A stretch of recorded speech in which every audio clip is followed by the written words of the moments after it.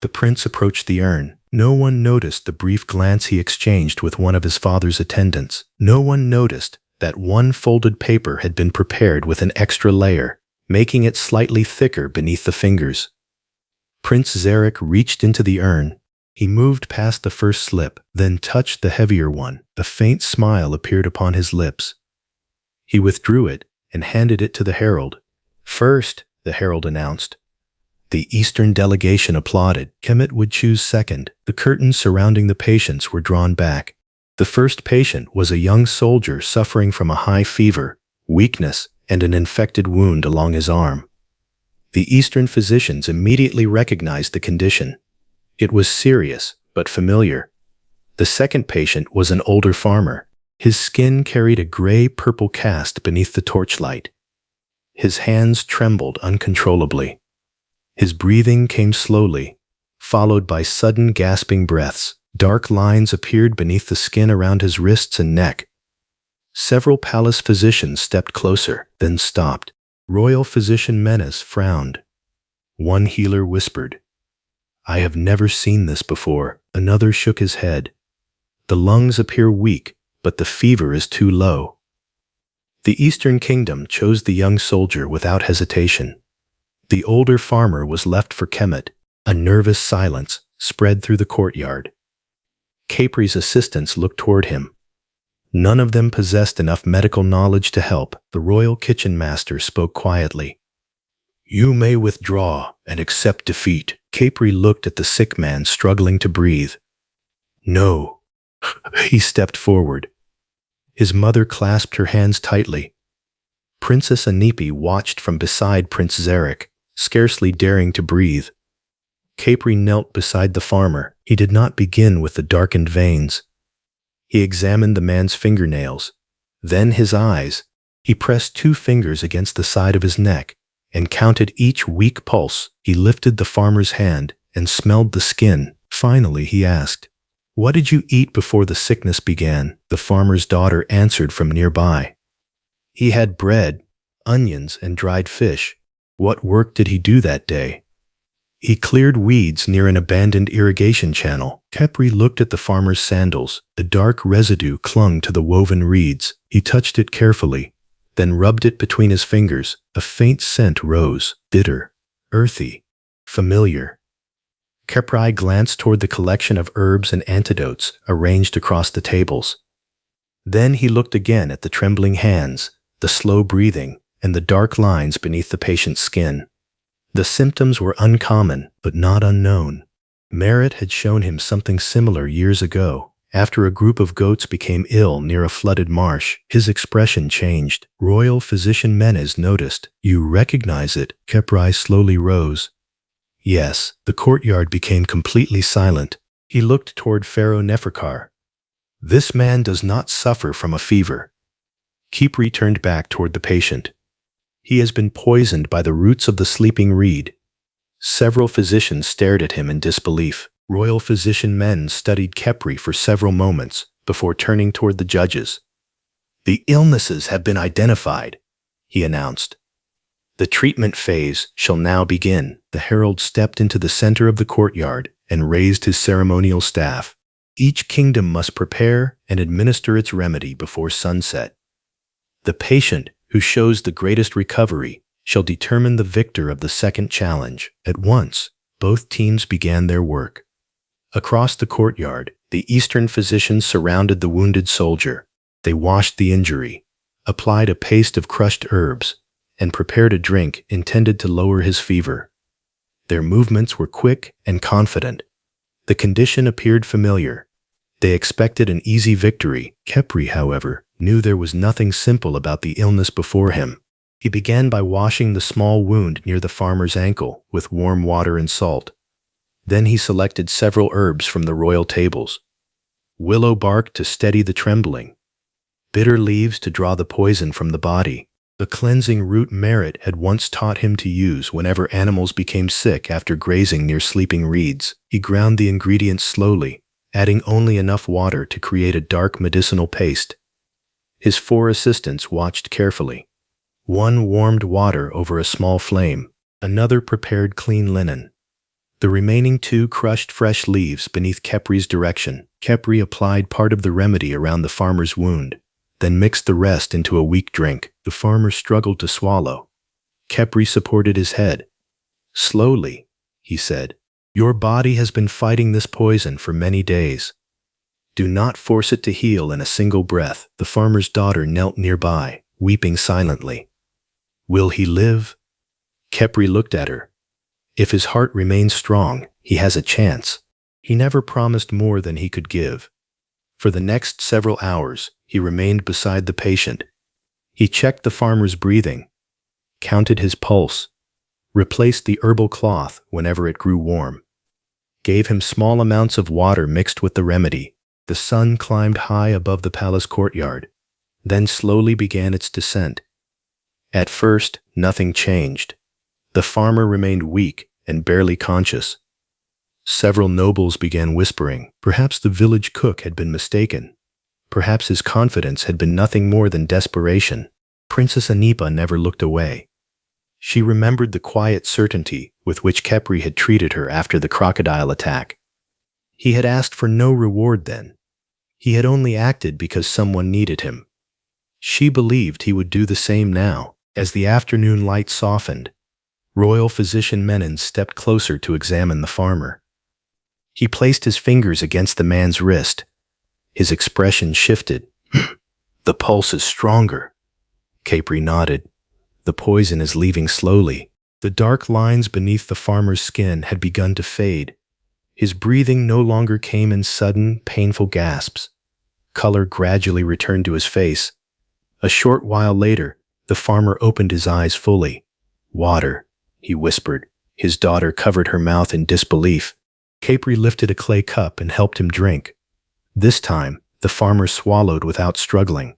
Before sunset, he was able to sit upright without support. The crowd grew silent as he moved his legs over the side of the bed. "You should remain still," royal physician Menons warned. The farmer shook his head. "I have remained still for more than a month." With Khepri and his daughter supporting him, he slowly rose. His knees trembled, yet he remained standing.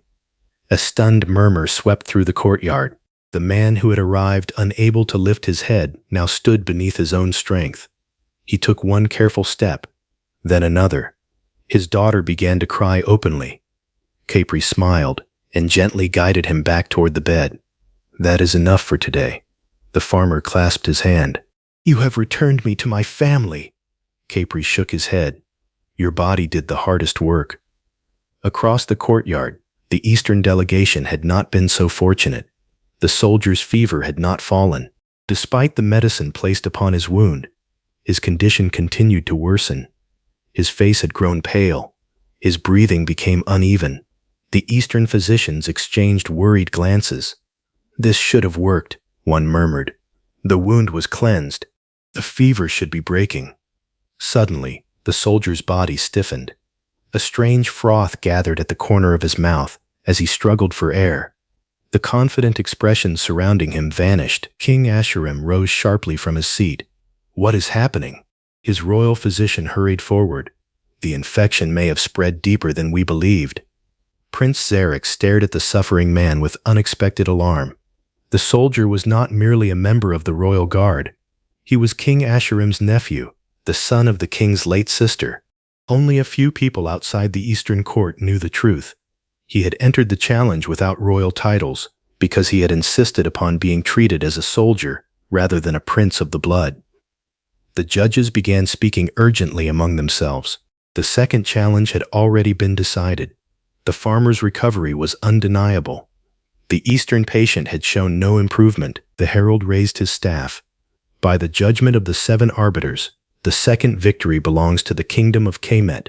Cheers erupted from Kemet's side of the courtyard.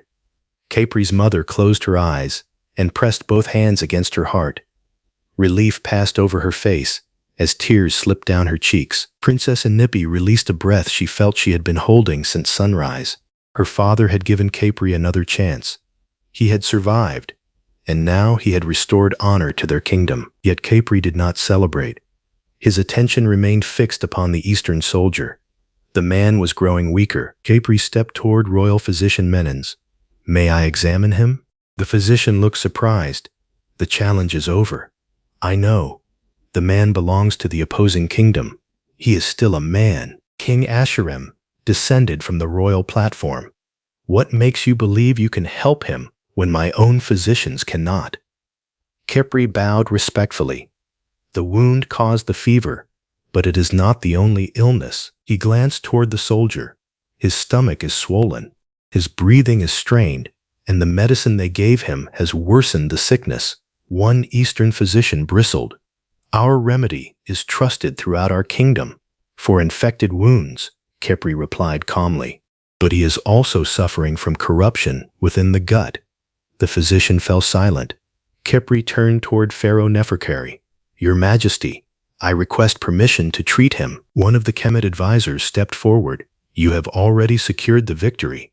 Why risk blame if he dies beneath your hands?" Khepri looked toward the struggling soldier. "My grandmother taught me that a life does not become less valuable because it was born beyond our borders." The courtyard quieted. If a person has the power to save a life and chooses not to act, then whatever victory he has earned means very little. Even Pharaoh Neferkari appeared moved. He turned toward King Asherim. "The choice belongs to you." The Eastern king looked down at his nephew. Pride warred briefly with fear. At last, he nodded. "Save him." Khepri immediately moved to the soldier's side. He examined the man's abdomen, checked his tongue, and smelled the medicine remaining inside the cup beside the bed. The soldier had been given a strong fever remedy on an empty stomach. Combined with the hidden infection inside his gut, it had caused his body to reject everything. Khepri ordered warm water. He mixed crushed mint, a small amount of charcoal, and a bitter seed used to settle severe stomach sickness.